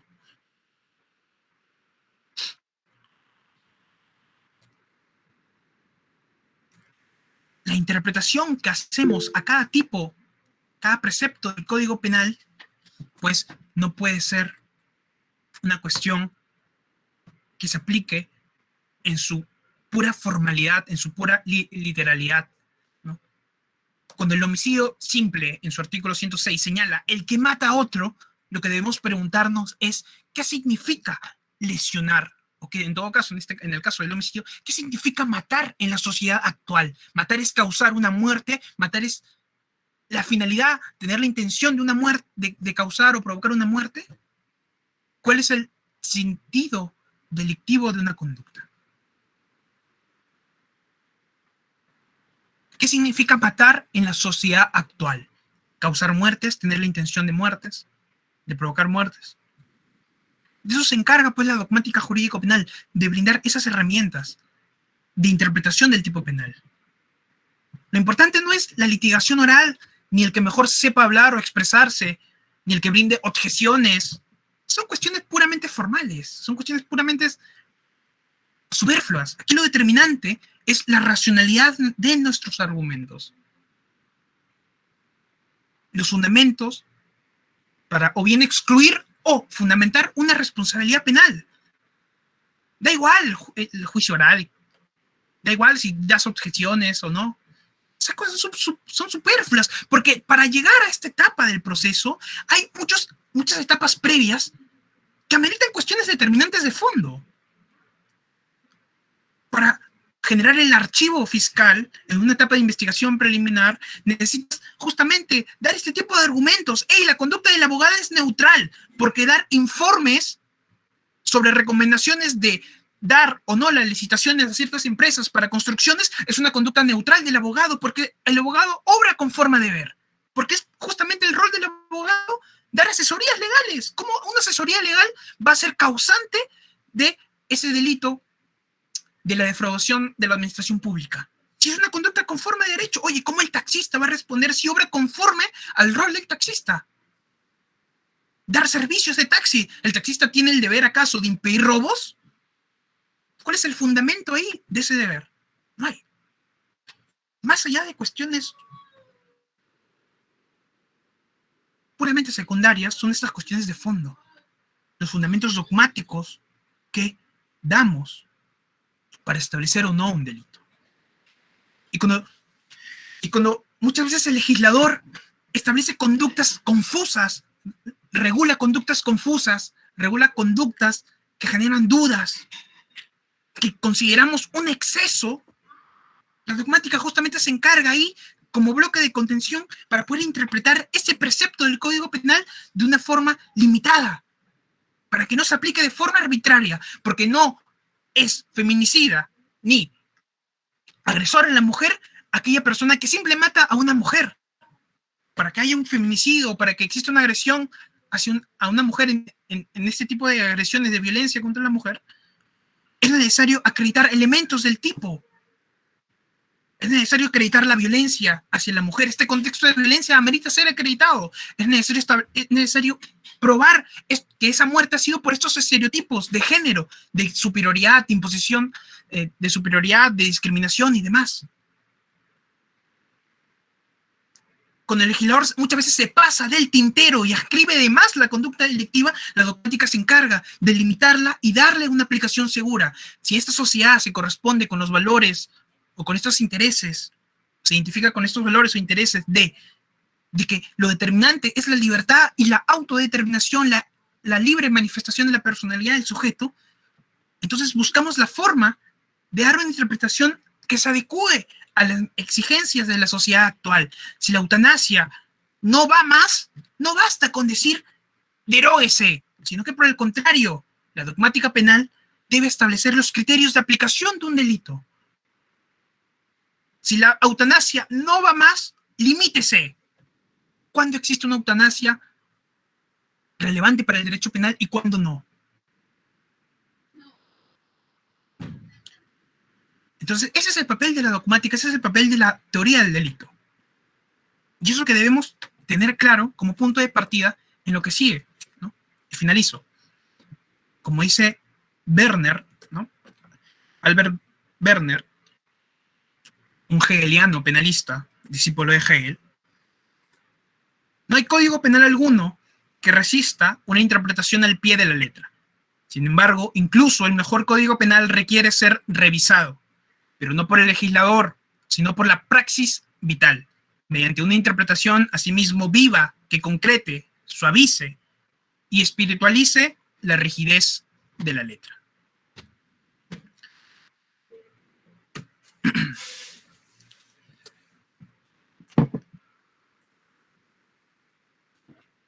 Y como penúltimo punto, cuando analizamos un delito, debemos tener claro, pues, la base empírica del mismo. Porque el delito se manifiesta en la realidad. El delito tiene una base empírica. El hecho no es una pura abstracción, una pura invención, una imaginación. Claro, hay un muerto, hay sangre, hay un brazo cortado, ¿no? Hay una pierna que se ha extirpado de forma arbitraria o por error en un hospital, ¿no? Cuando vas a salud, ¿no? Etcétera. Hay una base empírica. Pero de lo empírico no se deciden los criterios normativos de atribución de la responsabilidad penal. De lo empírico, del suceso fáctico, como dice Jacobs, no se deduce nada. No se deduce nada. Pero claro que existe una base empírica, pero esa base empírica amerita un contenido, una atribución, o mejor dicho, un significado. Por ello es que la dogmática, que trabaja con esa base empírica que sucede en la realidad, pues no se rige por los mismos criterios empíricos, causalidad y demás. Criterios puramente subjetivos, intención o no. Sino que la dogmática a ese suceso empírico le brinda o le otorga un contenido normativo.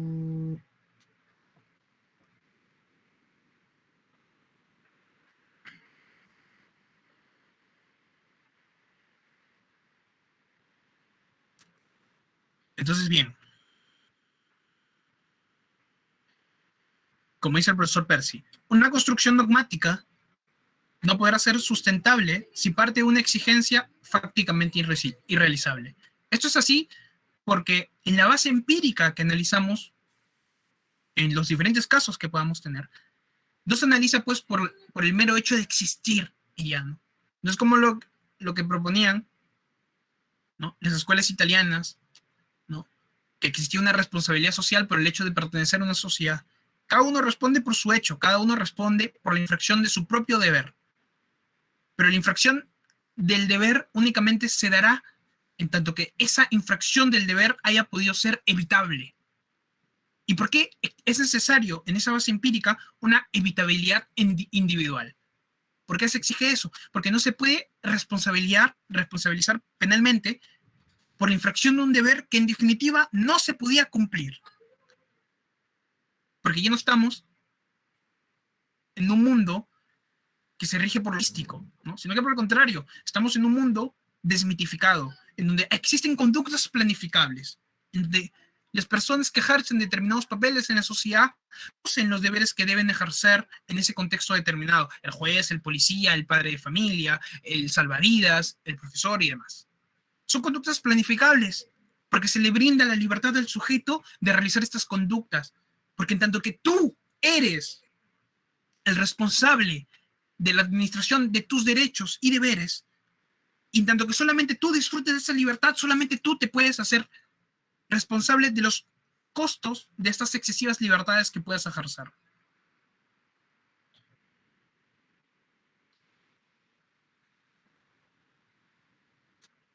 Por ello, es que en la sociedad actual, la atribución de la responsabilidad son de conductas autorresponsables. No responderás penalmente si alguien te empujó y tú, por esa fuerza física irresistible, terminas empujando y lesionando a otra persona, porque tú no controlabas tu conducta.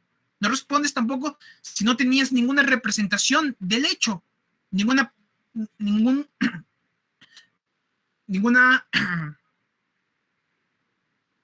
como dice Jacobs en esta cuestión, el aspecto subjetivo relevante del derecho penal, que está regulado como dolo y culpa, porque dolo y culpa son manifestaciones de una conducta evitable.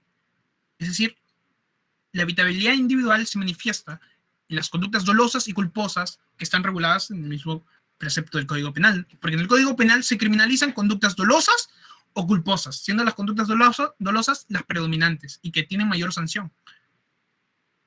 Entonces, no respondes por una responsabilidad puramente objetiva, ¿no? Como en el video que vimos, ¿no? De chocar. El carro chocó, ¿recuerdan? Porque el ladrón estaba forcejeando. No respondes tú porque no estás haciendo una conducta con alguna representación subjetiva alguna. Si buscamos fundamentar una responsabilidad penal a esa conducta cuando se está intentando escapar del robo, es una conducta puramente objetiva que causó el resultado y ya. Pero en tanto que exigencia, el principio de culpabilidad amerita también una parte subjetiva. Pero esa parte subjetiva no es una cuestión de, descifrar lo que pensó el sujeto o no, descifrar su intención o no, sino que también el aspecto subjetivo es una atribución con forma de ver, como ya lo especificaremos. Ya no estamos en las sociedades clásicas, en donde existía una responsabilidad por el puro resultado. Recuerden el ejemplo que di, ¿no? De esta reina, ¿no? Que se disfraza pues de prostituta y tiene relaciones con el soldado, ¿no? Y luego lo amenaza al soldado de que si no mata a su esposo va a revelar que ha tenido sexo con él. Al rey le dará igual completamente que ese sujeto no sabía que estaba teniendo relaciones con la reina, sino que pensaba que era con una prostituta. Al rey le dará totalmente igual. Si ese error era totalmente inevitable, oye, ¿cómo es posible que él sepa? Imposible totalmente. Al rey le dará igual, porque esa conducta, ya en la sociedad de ese tiempo, es perturbadora y ameritaba una sanción. Por ello es que es necesario, y esto es totalmente diferente en la sociedad actual. En la sociedad actual no puede haber una responsabilidad si era una conducta totalmente inevitable, como lo es la conducta totalmente inevitable en el caso del que estaba en el carro, el Uber, ¿no? que quería escapar del robo y no controlaba sus conductas porque estaba forcejeando con el otro y chocó, que podía lesionar, dañar propiedad o matar inclusive. No responde penalmente aquel que justamente pues no sabe o no tiene sentido de sus comportamientos, ¿no? Como aquella persona que está en un estado de sonambulismo, etc. Es necesario una base empírica, pero como bien dice Jacobs, como repito, ¿no? de lo empírico no se deduce nada, sino que lo empírico, pues, el empírico es el objeto, pues, de atribución de un sentido delictivo y relevante para el derecho penal. Ese delincuente puede tener, pues, la intención de robar justamente por una cuestión de necesidad, porque amerita justamente comer, tiene hijos, hijas detrás, por eso roba, porque no encuentra trabajo. Pero el derecho penal pues no le interesa esa conducta o esas explicaciones puramente individuales. Cuando decimos oye, el autor ha cuestionado la vigencia de la norma porque ese es el sentido, ese es el código por el cual se basa el derecho penal. No se basa por lo que el sujeto individualmente se representa. Oye, yo robo porque mi familia después no come. Eso en todo caso servirá para minorizar la pena. Pero el derecho penal le importa las conductas socialmente relevantes o no. Y las conductas que no son socialmente relevantes son aquellas conductas defraudadoras de la norma, con un sentido de expresión delictiva, que cuestionan a la norma, algunas veces de forma más grave, como las dolosas, algunas veces de forma menos grave, como las imprudentes.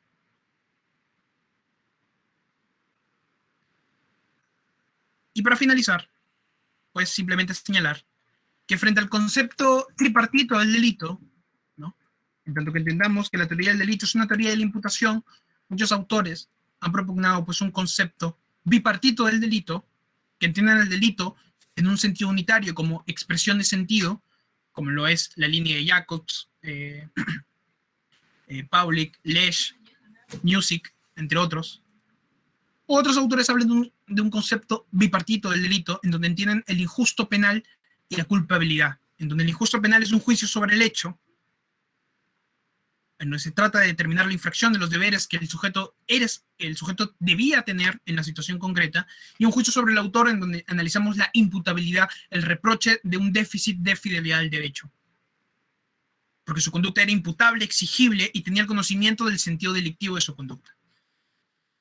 En fin, sea cual sea el concepto, porque esto lo van a ver en el desarrollo del curso, conceptos tripartitos del delito como tradicionalmente se maneja en la jurisprudencia y en la actualidad de forma tradicional, sea un concepto bipartito del delito en donde tienes el injusto penal y la culpabilidad, o ya sea un concepto unitario del delito como lo propugnaba Hegel y como lo sigue Jacobs y los demás autores que he mencionado, como el delito como expresión de sentido, que es el que yo sigo. Lo determinante es que en la fundamentación de la responsabilidad se basa este método lógico, ordenado, escalonado de análisis, que brinda seguridad, racionalidad a la fundamentación de la existencia o no de un delito. Eso es lo determinante. Y eso es lo que se le tiene que aprender. Más allá de cuestiones dogmáticas que a algunos les interesa o no, al analizar un delito, lo hacemos según los pasos establecidos. La conducta es típica, antijurídica y culpable. Analizamos el aspecto objetivo del delito, el aspecto subjetivo del delito. Si existe una causa de justificación, una causa de exculpación, etc. Eso es lo determinante.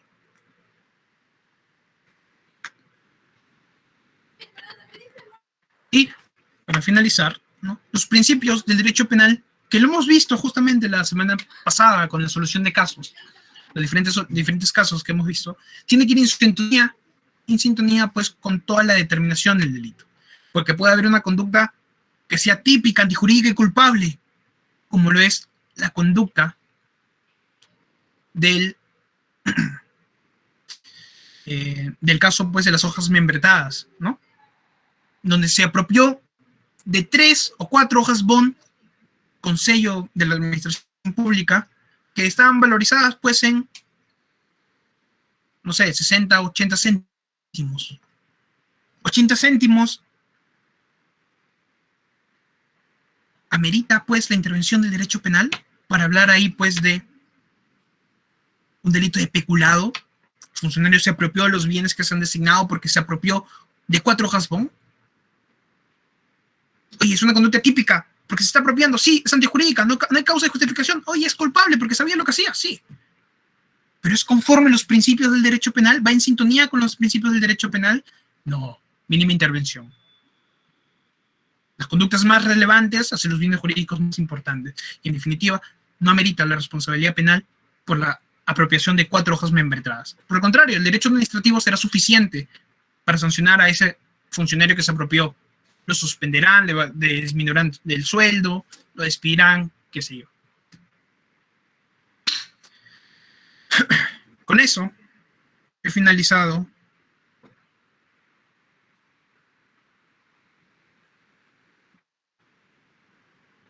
la sesión de introducción a teoría del delito.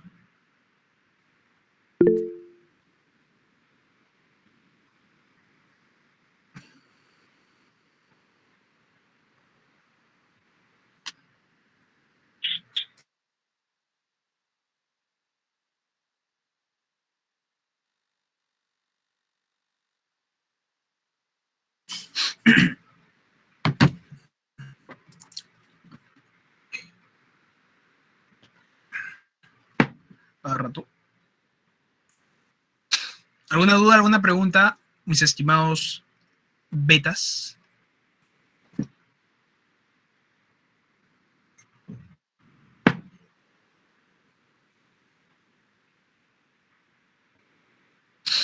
¿Todo claro? Bien. Bueno, espero les haya servido esta introducción a la teoría del delito, que en lo que viene del curso, pues justamente vamos a encargarnos de analizar de los presupuestos de la responsabilidad penal, ¿no? En todo este análisis de las categorías y diferentes cuestiones dogmáticas y problemáticas que surgen en cada de estas categorías. Entonces, Corín, dime, mi querida Corín. Tengo una duda en ese ejemplo aplicativo que dio sobre la persona que está, por ejemplo, que tiene SIDA y es consciente de que tiene SIDA y contagia a otra persona. Este hecho no le es imputable, ¿no? Por el sentido de que hay una responsabilidad conjunta, o sea, tanto el autor como la persona que fue la víctima que años después se enfermó, eran conscientes de riesgo, porque es una actividad, o sea, riesgosa en cierta medida. Por ejemplo, eso, o sea, al final, por ejemplo, causa la muerte de esta señorita, pero no lo causa de forma inmediata, sino de unos años, porque hay un deterioro de su sistema inmunológico, pero ya es algo futuro, no es en ese momento. Y al final no se le podría imputar el caso, por ejemplo, de homicidio, ¿no? Por el tema de imputación objetiva o algo así, ¿no? ¿Cómo sería en ese caso? Bien, tú planteas dos cuestiones. La primera,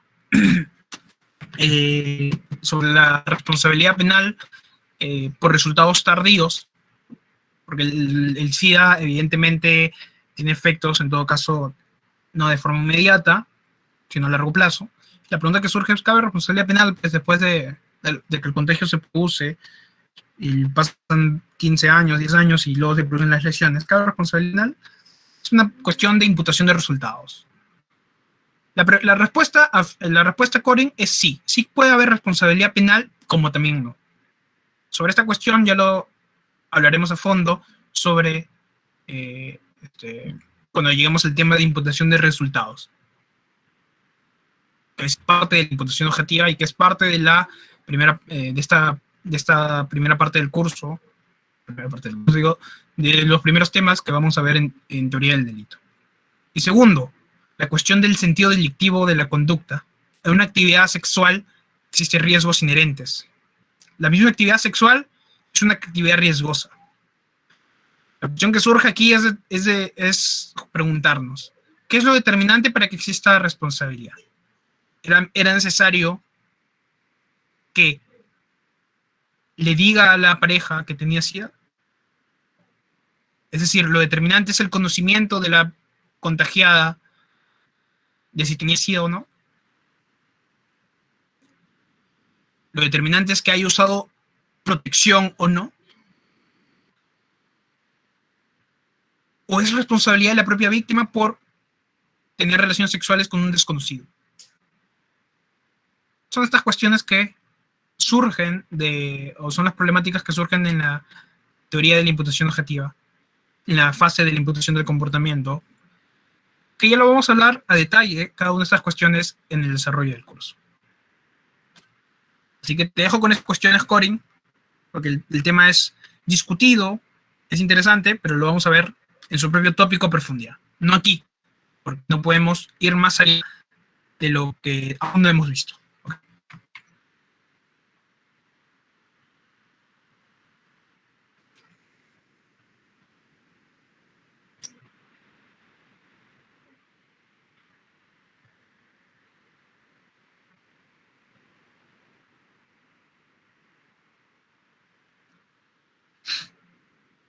Sí, es interesante. Justo al día de mañana, uno de sus asistentes va a debatir, va a simular un caso con otro compañero de responsabilidad penal por sí, en parte especial. Pero bueno. Eso sería todo, chicos. Son libres, coman, estudien y nos vemos en la próxima clase. Es el parcial, de hecho. Chau, chau.